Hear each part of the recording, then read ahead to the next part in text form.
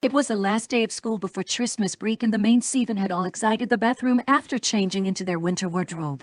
The weather had gotten a bit colder in the last week, so they decided to be extra warm by getting ready early with their warm clothing. Well, school is almost over, and once it is, It's officially Christmas break! Rainbow Dash said as she interrupted Applejack. yeah, so what y'all have planned for the holiday? For Fluttershy, Rarity, Pinkie Pie, Rainbow Dash, they were gonna be spending their Christmas with their families, while Applejack was going to be going out of town to spend some time with her aunt, uncles, and cousins. As for Sunset Twilight, it was obvious to say what they had planned, which was obvious. Sunset was going to be spending her Christmas with Twilight's family. Oh, you're gonna love it, Sunset.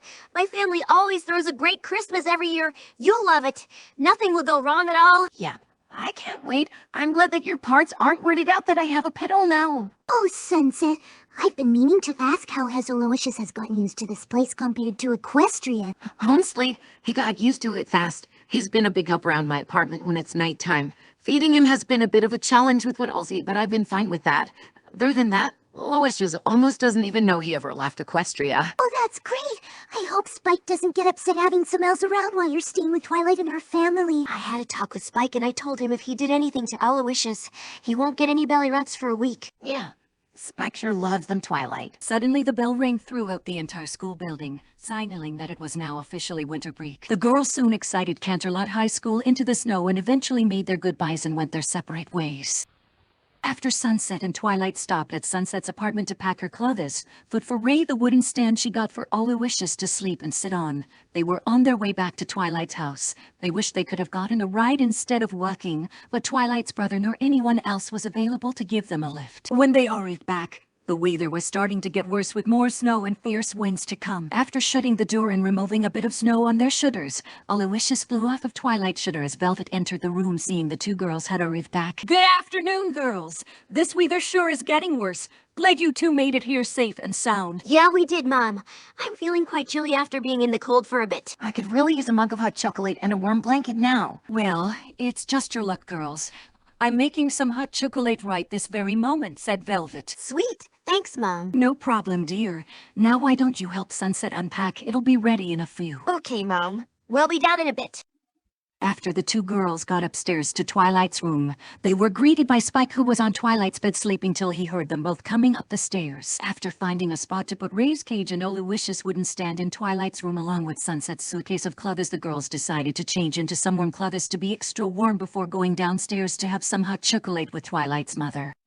As Sunset entered Twilight's room after coming out of the bathroom changed in a new pair of clothes, she got startled when she saw Twilight not wearing a shirt and only her light purple bra to be seen along with a pair of pants she was now wearing. They both screamed, which caused Velvet to question what was going on up there. After they looked away, Sunset Twilight's face were both red in embarrassment. I've got to stop walking into a room while you're changing, Twilight.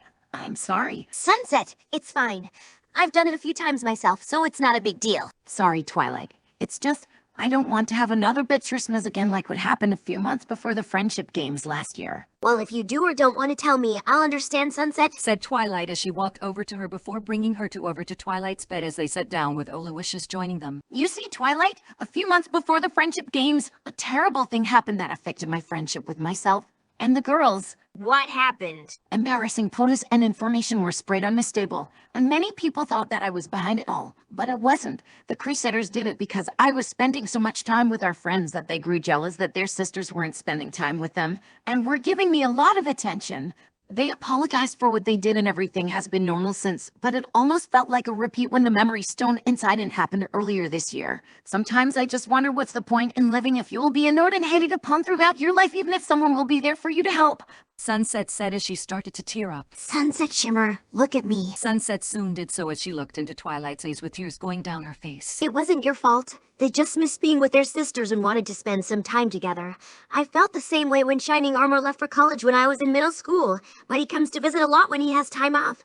Don't you see? Sometimes the smallest mistakes can lead to a good future. My mom told me that once. So now, you know too. Sunset was now starting to feel better as a smile appeared on her face. Thank you, Twilight. You really know how to make me feel better. It's what I do to help someone I care for. Twilight replied as she wiped Sunset's tears away before hugging her in the process. So you want to get some hot chocolate now? Definitely. The two girls soon went downstairs to see Velvet finishing the hot chocolate as she poured them into 3 mugs. Twilight's father was out of town for the weekend because of work business and wasn't gonna be home until the next day. As they entered the kitchen, Twilight, Sunset got their mugs of hot chocolate before entering the living room where the tub was. The tree in a corner with its sparkling lights wrapped around it, and a fire that was sizzling nicely. The two girls soon sat down on the couch with Spike and Aloysius sitting in a chair nearby as Velvet brought them over a blanket before she sat down in her chair and taking a sip of her hot beverage. So girls, how was your day? It was fine, Mom. Except for one thing. What is it, Twilight? We took a photo together with our friends and dressed up as the foods you find in a cornucopia and... It was embarrassing and we hated it.